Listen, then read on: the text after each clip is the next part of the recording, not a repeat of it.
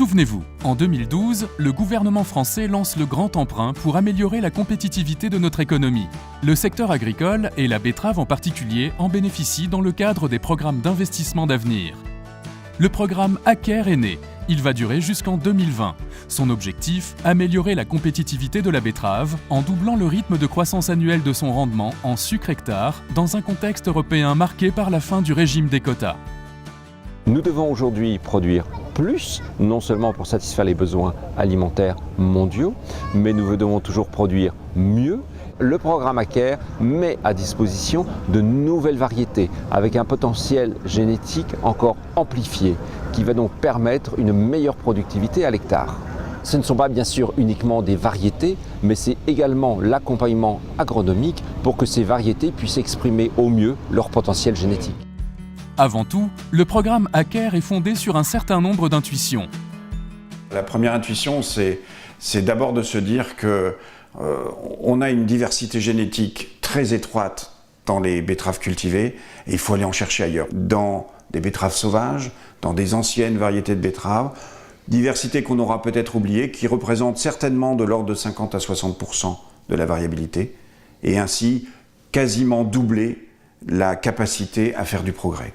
Alors la deuxième intuition du programme Acker, c'est l'utilisation de la génétique et de ce qu'on appelle le phénotypage, l'évaluation des plantes, de manière différente. On va changer de paradigme. C'est-à-dire qu'avant, on évaluait les plantes et on essayait de céder de la génétique qui coûtait cher.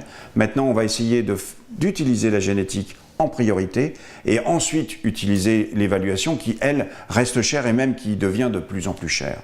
Alors la troisième intuition du programme Acker, elle est, on va dire, plus réfléchie au sens où on se dit, on a fonctionné pendant de nombreuses années sur la productivité à l'hectare, mais il va falloir aller beaucoup plus loin. Une betterave qui réponde aux soucis de stabilité de cette productivité.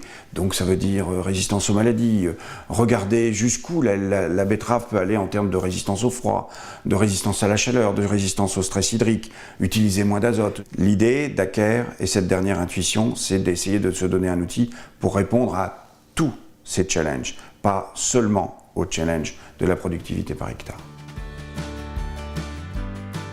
2012-2020, le programme Acker en est à mi-parcours et il tient ses promesses conformément au calendrier initial. Voyons ce qu'il en est à travers quelques thèmes qui concernent tout autant le génotypage que le phénotypage.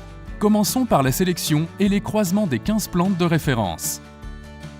Notre hypothèse de départ s'est avérée exacte puisque les 15 plantes de référence couvrent 100% de la variabilité allélique disponible au sein du genre bêta et complémentaire du germplasme élite utilisé actuellement en sélection. Donc l'idée était de pulvériser l'ensemble du génome de ces 15 plantes en plein de petits morceaux en l'intégrant dans le matériel élite. On a déjà observé sur les analyses déjà effectuées sont des taux de retour vers l'élite relativement intéressants. Donc on peut s'attendre à avoir 3000 plantes d'un niveau relativement élevé. On est vraiment heureux d'avoir pu conduire ces introgressions et d'avoir réussi à les mener jusqu'au bout. Venons-en à la production et la valorisation de l'information génomique. Nous avons séquencé une lignée élite ainsi qu'une quinzaine d'accessions. Donc on a fait ce séquençage sur ce matériel. Alors la contribution en fait c'est d'avoir une meilleure connaissance des génomes puisqu'on ne connaissait pas du tout les génomes des plantes qui sont utilisées dans ce programme, de développer des marqueurs moléculaires, des balises au niveau des génomes pour pouvoir les utiliser dans notre matériel et de développer aussi tous les outils technologiques, donc les robots, tous les systèmes d'analyse pour identifier les plantes les plus intéressantes qui vont partir ensuite en phénotypage. Justement, pendant que des chercheurs travaillent sur la sélection, le génome, la bioinformatique, la sélection génomique, les systèmes d'information, d'autres se penchent sur la mise au point des outils de phénotypage. Voyons tout d'abord le phénotypage des semences et des plantules. L'objectif de nos travaux, c'est de mettre au point donc, des méthodes de phénotypage de la qualité physique ou germinative des semences, donc à un stade précoce et que ces méthodes puissent être prédictives de ce qui va pouvoir se passer au champ pour les différentes variétés de betteraves qui vont être créées dans le cadre du projet Aker. Et l'objectif également à terme, c'est de pouvoir augmenter le débit des méthodes de phénotypage qu'on va mettre au point, donc basées sur ces techniques d'imagerie, pour pouvoir au final, à la fin du projet, phénotyper environ 3000 variétés différentes qui pourront être créées par le projet. Examinons le phénotypage de la racine et de la feuille.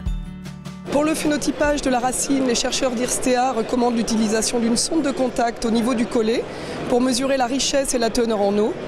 Notre rôle à nous, ITB, aujourd'hui, c'est de s'assurer que ces mesures ont un sens et qu'elles permettent bien de discriminer les variétés.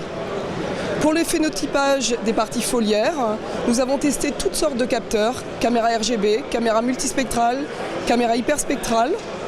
Aujourd'hui, nous sommes capables de mesurer un nombre de plantes, un taux de couverture, une surface de feuilles, mais aussi la composition biochimique des feuilles, chlorophylle, azote, le tout de manière non destructive, et c'est ça toute l'innovation du projet en termes de phénotypage. Maintenant, cap sur le haut débit, nous développons avec la société Hyphen une solution drone pour embarquer tous ces capteurs. Concrètement, les 3000 génotypes en cours de sélection seront phénotypés en 2018 et 2019. En attendant, le programme Aker conserve toute sa dynamique. La dynamique, elle est fantastique. Bon, je suis le premier heureux en tant que coordinateur scientifique des équipes, mais là on peut se dire que les 80 chercheurs, tant du public que du privé, travaillent de concert. Ça se voit très bien dans les réunions de travail, mais aussi dans leur productivité. On est passé dans une phase exponentielle de publication. On est dans une phase d'échange forte, puisque toutes les équipes doivent travailler ensemble.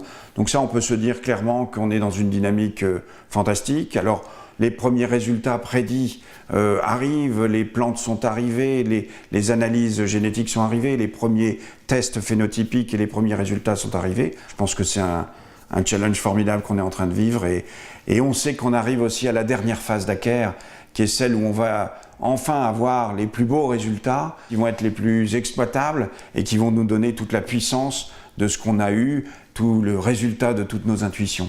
Aker, c'était plusieurs paris. Il y en a qui sont déjà clairement gagnés.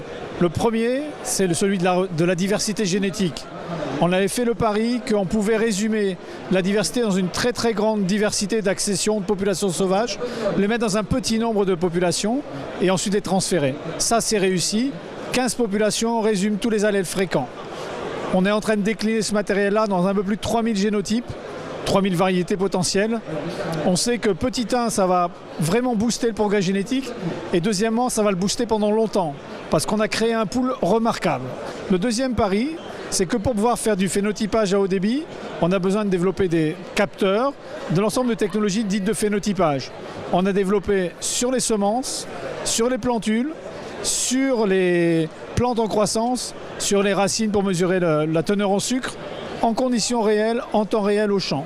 Ces capteurs sont disponibles et donc on va pouvoir, sur l'ensemble du matériel génétique dont on va disposer maintenant, mesurer pour tous les milieux tous ces caractères-là. Aussi pour les agriculteurs, les conseiller dans la croissance des betteraves. Donc non plus faire uniquement de la sélection, mais faire de la production et donc d'en faire des formes d'appui à la décision. Aker, en ce sens-là, est une réelle démonstration de la puissance du partenariat public-privé, mais aussi de l'importance d'élaborer des visions et de l'importance d'avoir de l'ambition. L'ambition des plus 4%, c'est ça en fait que ça exprime et ça a été décliné après un projet de recherche. Et en fait, Aker, c'est, si vous me permettez cette expression-là, c'est une fusée. Une fusée à plusieurs étages. L'étage de la génétique et des éléments de phénotypage, il est lancé. Le deuxième étage, c'est celui où on va voir ces variétés. Et le troisième étage, c'est où tout le système de production va être chamboulé à cause de tout ce que l'on aura produit. Le cap est tracé. Rendez-vous en 2020.